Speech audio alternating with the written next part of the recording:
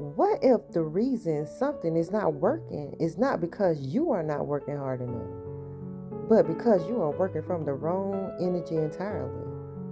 Now, most women have been taught one mode of getting things done: push, force, will into it existence, grind until it happens. And there's a place for discipline and consistency. We have talked about that before. But there is a difference between disciplined action taken from alignment and desperate action taken from force. And that's the difference. That's the energetic distinction.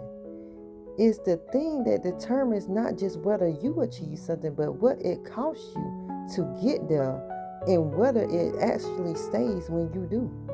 So today we are going all the way in on alignment versus force.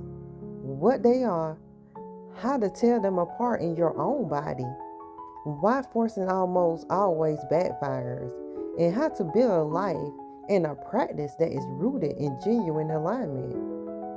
This is so that you are not just grinding toward your goals, but actually moving with them. Your mind is either your greatest prison or your greatest power.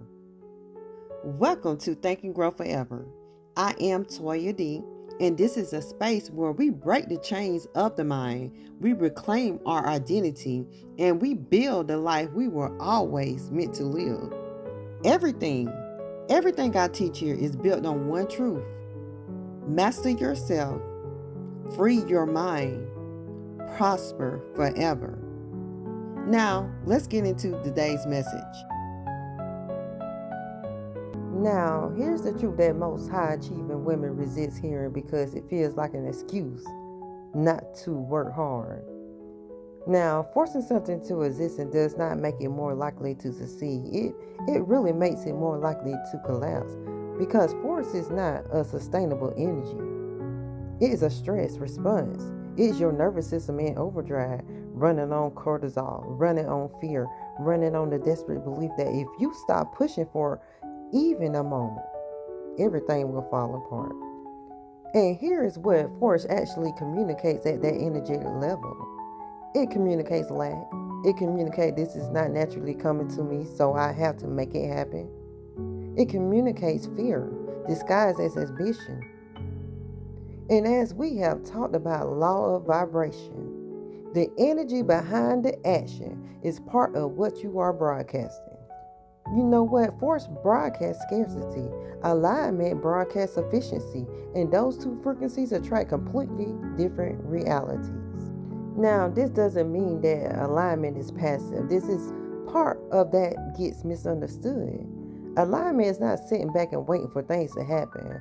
Alignment is taking consistent, sometimes uncomfortable, sometimes very hard action from a grounded place, from a place of genuine resonance with what you are building, from a place of I am moving toward this because it's true to me and who I am, rather than I'm running toward this because I'm terrified of what happens if I don't. Now, most women did not develop the habit of forcing on purpose. It was trained into them through four experiences that taught them that rest was dangerous and stillness was failure. The first experience was conditional love or approval. Now, when children learn early they love, attention, or acceptance is contingent on performance, on achieving, on being useful, on producing results, they internalize the message that doing is what makes them worthy. And that internalization becomes a lifelong pattern of forcing, of staying in motion, of producing constantly. Because stopping feels like becoming unlovable. The second experience was scarcity. You have financial scarcity, emotional scarcity, relational scarcity. Any environment where there was not enough trained the nervous system to grip, to hold on, to make things happen before they slip away. Now, a woman who grew up in scarcity learned that ease is not safe, that things do not just come to you, that you have to fight for everything or it will disappear. And that belief, even long after the circumstances have changed, keeps her in force mode indefinitely. The third experience was watching force model as strength. Now, if the woman you grew up watching never stopped, never rested, never asked for help, if grinding was what strength looked like in your family, then alignment probably looks like laziness to you. It probably feels like you are not doing enough, not trying hard enough, not being enough, because your nervous system learned to equate exhaustion with effort and rest with failure. The fourth experience was the cultural narrative of hustle. The broader culture, especially the entrepreneurial and the self-development space, it has a glorified force.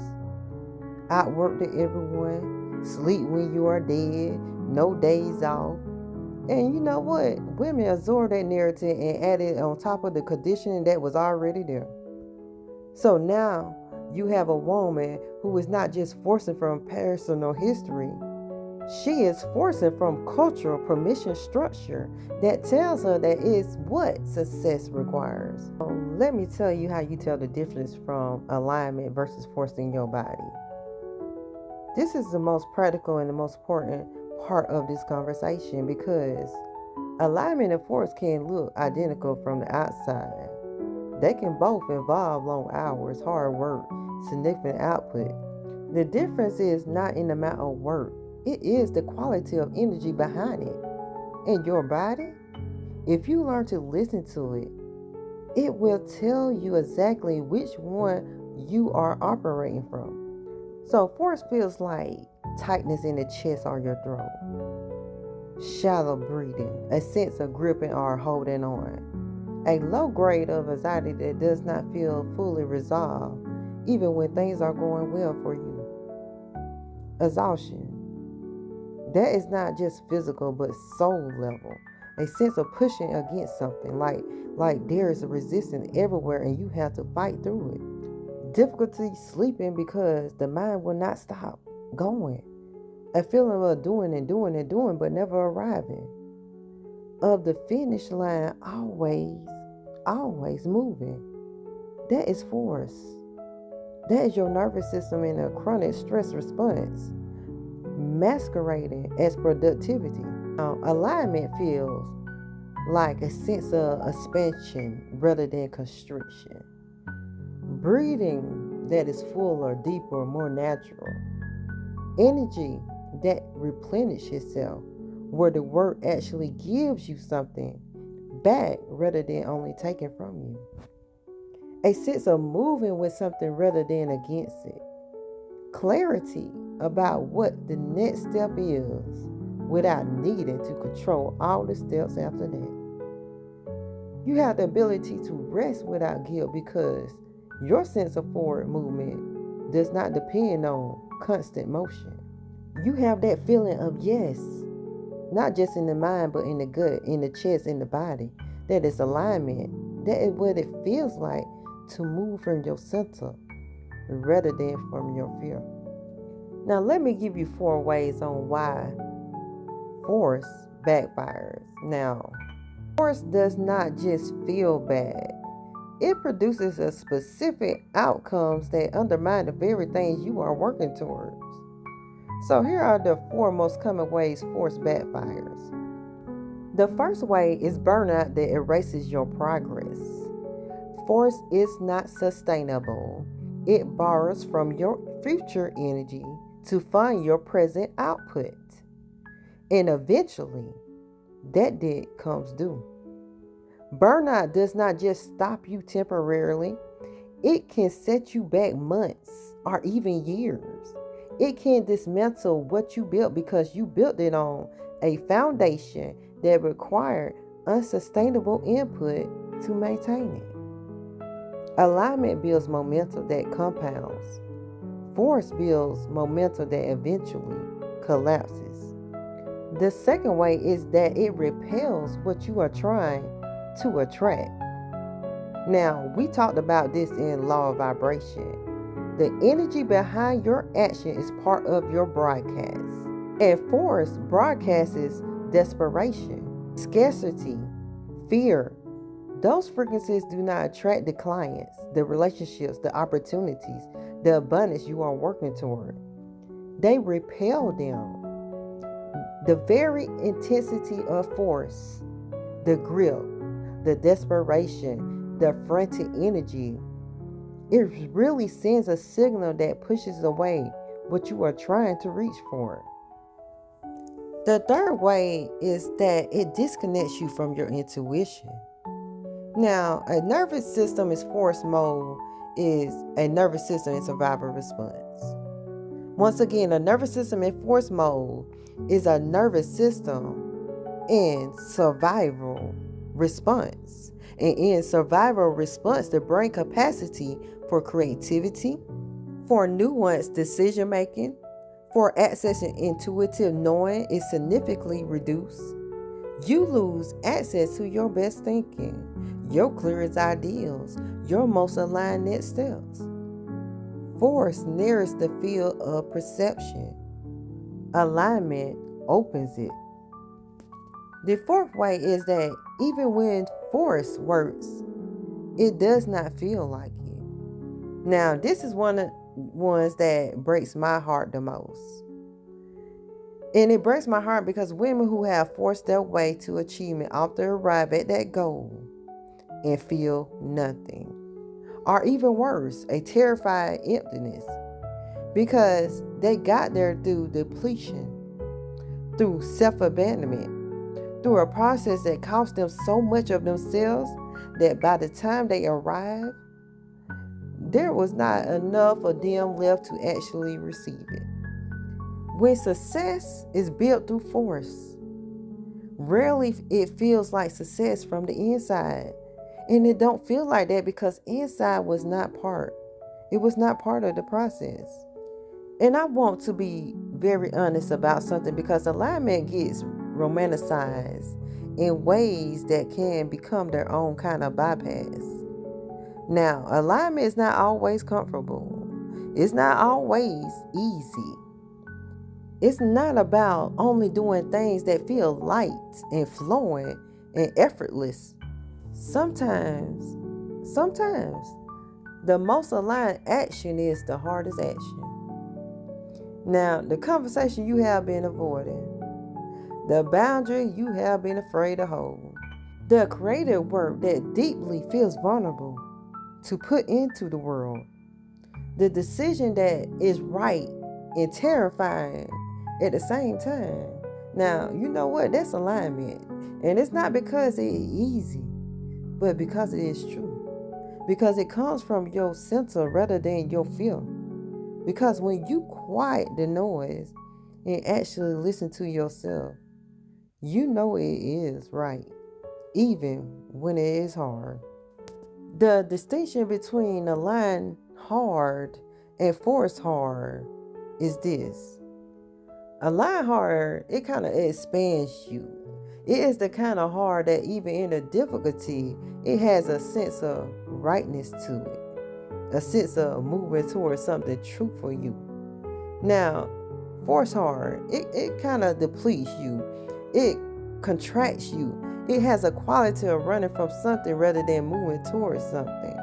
And your body, when you learn to listen to it, it will tell you the difference every single time. So I will give you 5 practices on how to move force into alignment. Now, here's where the actual work, it really begins now. And unlike a lot of practices, this is one begins not with just doing more, but with doing less long enough to actually hear yourself. Now, in the first practice, you have to fully stop. Before you can find alignment within you, you have to create enough stillness to feel where you actually are right here and right now. Not where you think you should be, where you are. Now, this means building deliberate pauses into your life, not as rewards for finishing everything, but as a non-negotiable infrastructure. So 5 minutes in the morning, before you do anything, before your day starts, a breath before you respond, a moment of genuine check-in before you take action. In those pauses, you will start to hear the difference between the voice of alignment and the voice of force. But you cannot hear either one if you never stop moving long enough to listen to it. Now, the second practice, you're going to have a body check in before action. Before you move on something, if it's a decision, a lunch, a conversation, a commitment, I need for you to pause and check in with your body first. Not with your mind, but with your body. Because your mind will rationalize both alignment and force with equal fluency. But your body will not lie to you. Now you can ask this: does this feel like expansion or contraction? Does it feel like moving toward or running from? Like yes from a center or yes from fear? Now, the answer does not always mean you do not do the thing, but it will tell you what energy you are bringing it into. And that really matters. So, practice 3, you're going to have to distinguish between inspired action and anxious doing. Inspired action comes from a clear inner signal, a pull, a yes, an ideal that arises with energy behind it. Now, anxious doing comes from fear, from the feeling that if you stop, if you slow down, you are not constantly producing. Or you might feel like, oh, something bad will happen. Now, both can produce a lot of output, but they will feel completely different in the body. And that produces completely different results over time. So you got to start asking the right question. What is actually driving this action right now? Inspiration or anxiety? Alignment or avoidance? And let that answer inform how you proceed from there. Now with practice 4, you're going to have to release that timeline because force and timeline anxiety are deeply connected. Most forcing happens because we have decided something should have happened already. Or we feel we should be further along. Or something should be looking different by now. And that should is force favorite's weapon. It creates a chronic gap between where you are and where you think you should be. You know what? That gap right there generates the desperate energy that produces force. With alignment, it requires a willingness to trust the timing of your becoming. And it's not passive. It's not without action, but without the white knuckle grip on when it has to happen. Release the should. Keep the attention. Move toward with consistency and without desperation. That is alignment. So practice 5, you have to let your values lead. Now, one of the clearest ways to find alignment is to run your decisions and your actions through your values. Not your goals, but your values. Because goals can be set from ego, majority of the time. From comparison, from other people's definition of success. But when it comes to your values come from your center, from who you are actually. So when your actions are rooted in genuine values, when what you are doing is an authentic expression of what matters most to you, alignment is almost like it's automatic. Because you are not trying to force yourself into a shape that was never yours. You are just simply being who you are fully without any apologies. A sovereign woman does not force, not because she is not ambitious. She is deeply powerful, ambitious, not because she does not work hard. She does, consistently and with attention. But because she has learned that the quality of her energy is of what she is building with. That's how she moves toward her vision. It matters as much as how hard she moves. That a life built from alignment, a life built from like a genuine resonance, from values rooted with action, from a grounded and sovereign inner state. It's a life that really truly holds. It really truly grows. That it actually feels like what she imagined it will feel like when she was dreaming of it. She has stopped outsourcing her sense of forward movement to constant activity. She has stopped mistaking exhaustion for dedication. She has stopped grinding through her own depletion and calling it strength. She has learned, and she has learned through her practice, through her patience, through the hard work of coming home to herself, to move from her center. And from her center, she is not just productive, she is powerful in its truest sense of that word.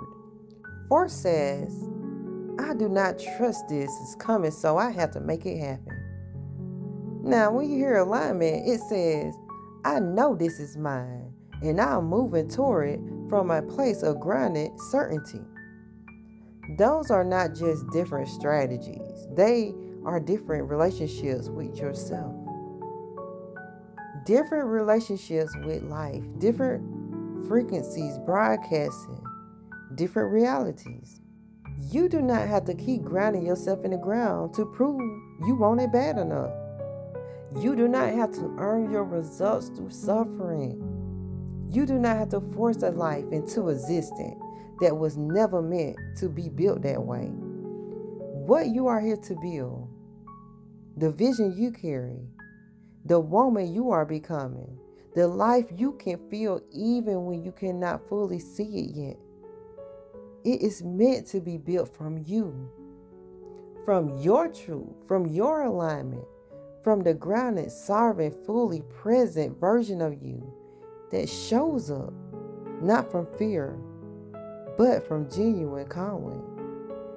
That is how you build something that lasts. That's how you build something that actually feels like yours when you get there. Drop in the comments, where in your life right now are you in force mode? I truly want to know, because I had to ask myself that same question. Share this with a woman who has been grinding and wondering why she is so exhausted but never arriving. Subscribe if you are here for this work, and I will see you in the next one. Remember, true security and stability come from within, not outside of you. Everything you need is already there. You just have to do the work to access it. If this message moves something in you, subscribe, share it with someone who needs to hear it, and drop a comment below telling me, what chain are you ready to break? This is Think and Grow Forever with Toya D, and I will see you in the next one.